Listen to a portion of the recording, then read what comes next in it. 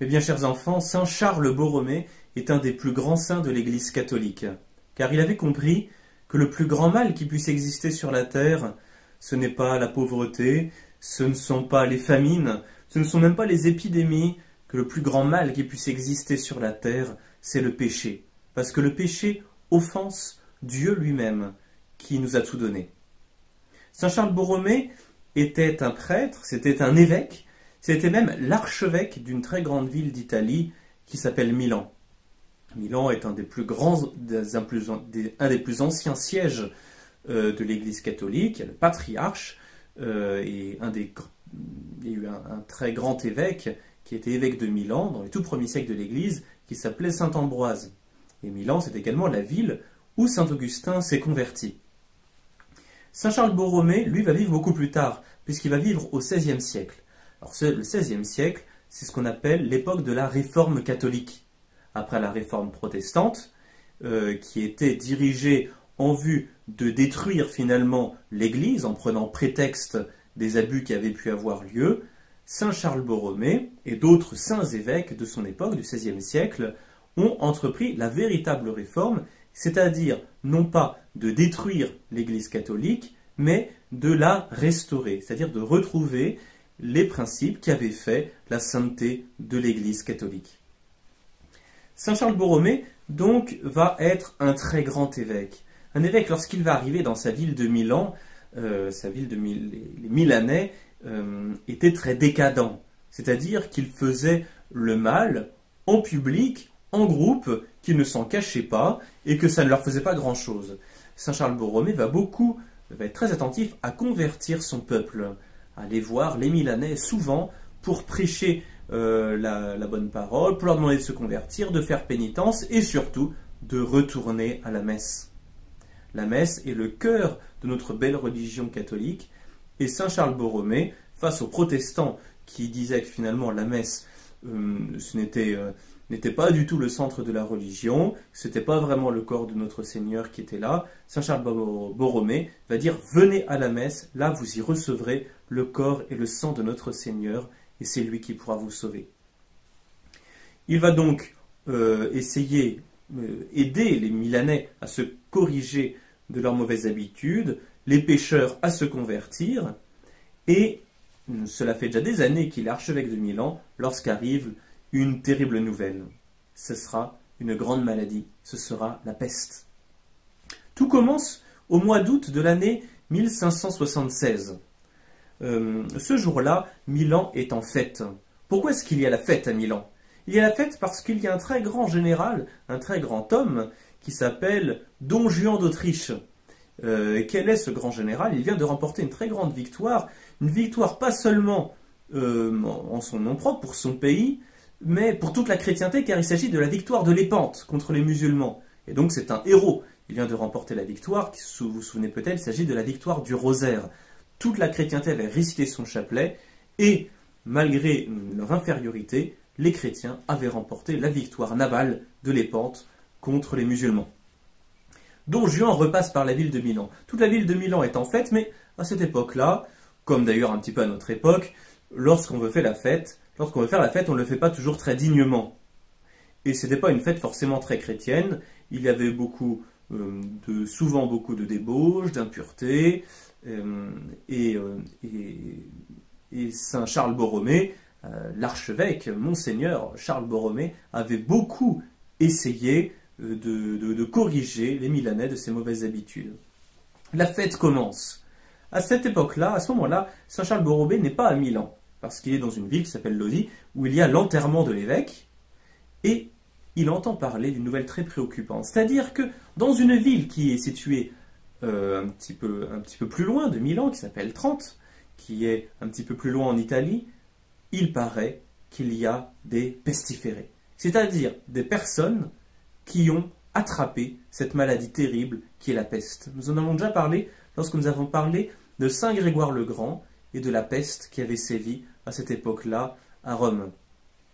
À ce moment-là, c'est exactement ce qui se passe aujourd'hui avec la maladie du coronavirus. C'est-à-dire que la maladie arrive par une région, et puis progressivement, la maladie qui, pour le coronavirus, est arrivé de Chine, qui est arrivé en Europe, qui est arrivé en France, qui arrive dans nos régions.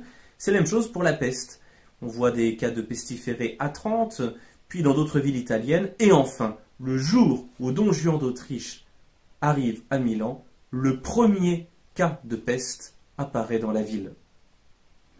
Alors, quand Saint Charles Borromée l'apprend, il retourne le plus vite possible dans sa ville, car il est le pasteur de tous les chrétiens de Milan.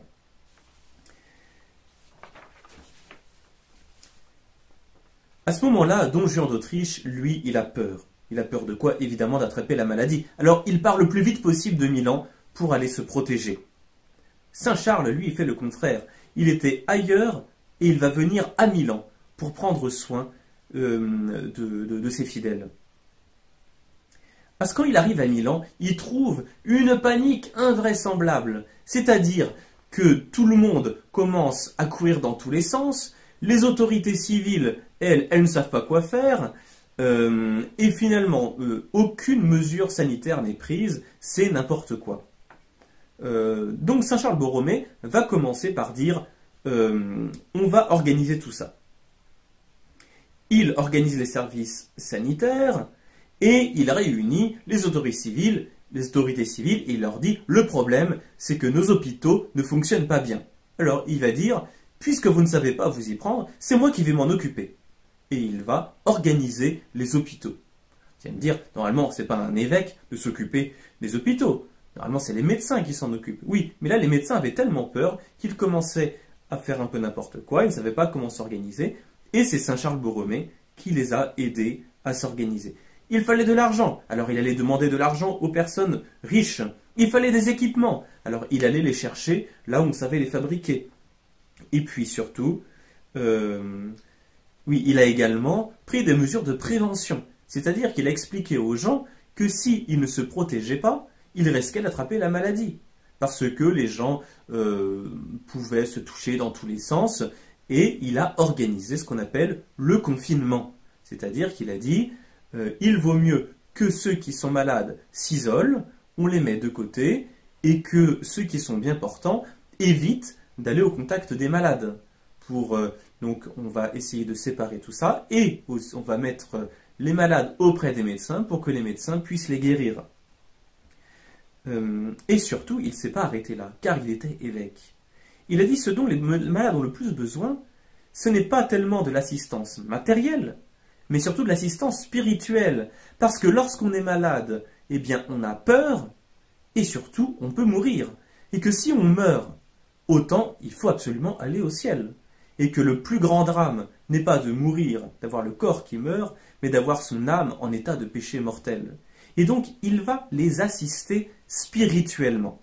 C'est-à-dire, il va être présent lui-même auprès des malades. Il va appeler les prêtres de son diocèse pour dire « il faut aller voir les malades, pour les aider, pour les confesser, pour leur donner la communion, pour qu'ils se préparent à se présenter devant le bon Dieu s'ils viennent à mourir. » Et puis ensuite, il y a eu les premiers morts. Saint Charles Borromée a dit « il faut enterrer tous les morts et leur faire des enterrements dignes. » Et tous ceux qui n'ont pas pu aller à l'hôpital, qui sont confinés chez eux, qu'ils soient malades ou qu'ils soient bien portants, il est hors de question de les laisser sans les sacrements. Et donc, il allait lui-même, avec les prêtres qui étaient les plus courageux, leur porter la Sainte Communion et leur proposer la confession. C'est-à-dire que les personnes, en fait, le voyaient arriver, c'est comme si c'est Jésus qui rentrait dans leur maison. Il écoutait leurs péchés et leur disait « Je te pardonne tous tes péchés au nom du Père et du Fils et du Saint-Esprit. » Et puis il avait venu le Saint-Sacrement avec lui. Alors les malades, comme ils pouvaient, prenaient une table, ils mettaient une belle nappe blanche, ils mettaient quelques bougies, un crucifix. Et Saint Charles Borromée amenait Jésus hostie chez les gens et il leur donnait ensuite la Sainte Communion. Et les gens, lorsque Saint Charles Borromée repartait, eh bien, ils avaient beau être malades, ils avaient reçu le plus grand trésor qu'ils puissent être capables de recevoir, qui était le Saint-Sacrement, la Sainte Eucharistie. Ils avaient communié, ils étaient heureux, ils avaient le cœur en paix. Et pourtant, Saint Charles Borromée prenait de grands risques. Pourquoi? Parce que c'était un homme comme les autres, et donc il pouvait être également, lui aussi, contaminé. Il visitait les hôpitaux, et puis il a décidé, au bout d'un moment, il a dit « il faut organiser des processions de pénitence ». s'il y a bien la dernière chose à faire, vous allez me le dire, en période de confinement, c'est de se retrouver tous dans la rue. Et pourtant, c'est ce que Saint Charles Borromée a fait. Mais évidemment, les autorités civiles n'étaient pas tout à fait d'accord, parce que ce n'étaient pas des grands chrétiens, et ils ne pensaient pas que c'était nécessaire de faire ce genre de choses. Ils ont convoqué Saint Charles Borromée, ils lui ont dit « Qu'est-ce que c'est que cette histoire? Vous voulez faire sortir tout le monde dans la rue, alors que nous avons demandé que chacun reste confiné chez soi ?» Saint Charles Borromée leur a dit « Mais s'il y a la maladie, c'est peut-être que Dieu n'est pas content. Vous croyez que Dieu ne serait pas capable d'arrêter les maladies ? S'il y a la maladie, c'est sans doute que nous avons commis de grands péchés. Et d'ailleurs, l'année dernière, il y avait un grand jubilé, il y avait des grandes fêtes religieuses prévues, et c'est vous qui les avez interdites. Alors maintenant, n'interdisez pas les processions, car sinon la colère de Dieu sera terrible, et l'épidémie ne s'arrêtera jamais. » Alors là, les autorités civiles ont été très impressionnées. Saint Charles Borromée leur a aussi raconté l'histoire de Saint Grégoire le Grand, qui au VIe siècle avait arrêté l'épidémie de peste qui menaçait de faire mourir tous les Romains. Et il dit, et ce grand miracle peut se reproduire si nous prions Dieu et si nous faisons pénitence. Alors, les autorités civiles, devant le grand courage de cet évêque, ont accepté qu'il y ait des processions. Il y aura 3 grandes processions, le 3, le 5 et le 6 octobre, afin d'apaiser la colère de Dieu.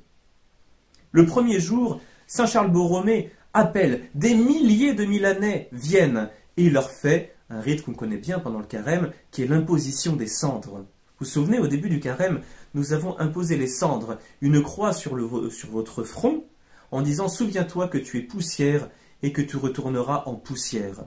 C'est-à-dire que nous finirons bien tous par mourir, que nous ne sommes pas grand-chose, qu'il faut que nous soyons bien humbles pour réaliser finalement que ce n'est pas notre orgueil qui nous sauvera, c'est uniquement la grâce de Dieu. Donc il a imposé les cendres sur la tête de milliers de personnes rassemblées. Et ensuite, il a mis une grande chape rouge. Et il s'est mis les pieds nus, en signe de pauvreté et de pénitence, une corde de pénitent autour du cou, et portant dans ses bras une grande croix, comme pour dire maintenant, arrêtons de faire des fêtes immorales et suivons notre Seigneur sur la voie du chemin de croix, sur la voie du sacrifice, sur la voie du renoncement, sur la voie de la pénitence. Et il a expliqué qu'effectivement, c'est à cause de tous nos péchés que Dieu était obligé de nous punir. Est-ce que Dieu punit d'ailleurs? Est-ce que Dieu punit? Mais oui, comme notre père ou notre mère, lorsque nous avons mal agi, ils sont parfois obligés de nous punir. Mais ce n'est pas pour le plaisir de nous faire du mal, c'est pour nous aider à nous corriger. Et Dieu, qui est un bon père, peut aussi nous amener à nous corriger par ce moyen de la punition, par exemple d'une épidémie ou d'une famine ou de malheurs qui peuvent nous arriver, qui doivent nous aider à nous convertir et à nous corriger. Et pourtant, malgré ces processions, il n'y avait aucun signe de diminution de la peste. Et bien pire que le coronavirus, vous verrez, c'est-à-dire qu'à Milan, il y avait 1/3 de la population qui était déjà morte à cause de la maladie de la peste, donc encore bien plus que le coronavirus. Et les autres étaient en quarantaine et n'osaient plus du tout quitter leur logement. Alors l'archevêque, en voyant finalement que les gens étaient obligés de rester chez eux et que les gens ne pouvaient plus aller à l'église, qu'est-ce qu'il a fait? Il a fait construire dans les rues, sur les places publiques, des colonnes de pierre au sommet desquelles il a mis une croix et il célébrait la messe dessus. Comme ça, les gens qui étaient autour, qui regardaient de leurs fenêtres ou qui pouvaient un peu se déplacer dans la rue, venaient ainsi assister à la messe. Et de cette façon, Saint Charles Borromée expliquait aux habitants que s'ils ne pouvaient pas aller à l'église, ce serait le bon Dieu qui irait vers eux.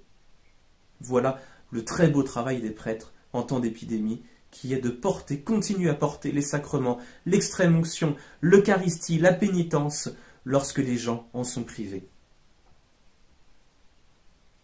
Aucune autorité ne pouvait l'empêcher d'aller porter la Sainte Communion ou d'aller confesser. À quoi bon soigner les corps si les âmes sont en péril de mort? Et alors il s'est aperçu également que le sanctuaire qui était dédié à Saint Sébastien, qui était un autre grand saint de la ville, vous vous souvenez, Saint Sébastien, c'est ce grand martyr qui était transpercé par des flèches, eh bien, le bâtiment de Saint Sébastien était tombé en ruine. Et Saint Charles Borromée a prié Saint Sébastien, car les saints, parce qu'ils sont de grands amis de Dieu, ont un grand pouvoir sur le cœur de Dieu. Et il a dit à Saint Sébastien dans sa prière, « Si vous nous aidez à nous délivrer de cette épidémie, nous vous promettons de reconstruire votre église et de célébrer chaque année une grande fête en votre honneur. » Au mois de juillet de l'année suivante, 1577, la peste s'arrête enfin. Et dès le mois de septembre, on va poser en action de grâce la première pierre du temple à Saint-Sébastien. Alors, Saint Charles Borromée a réuni de nouveau tout le peuple. Désormais, l'épidémie était terminée, le confinement également, et Saint Charles Borromée a dit à tout le monde « Attention !» Parce que, si jamais, il faut que ça nous apprenne à arrêter d'offenser le bon Dieu. Parce que si nous recommençons, d'autres maladies, peut-être plus terribles, viendront. Et maintenant que Dieu nous a retiré cette maladie terrible de la peste, il faut le remercier. C'est ce qu'on appelle l'action de grâce. Et il a dit, vous savez, en toute justice, nous mériterions la mort. Tous nos péchés qui ont si lourdement offensé notre Seigneur auraient mérité tout simplement que nous ne vivions plus, que nous ne guérissions plus.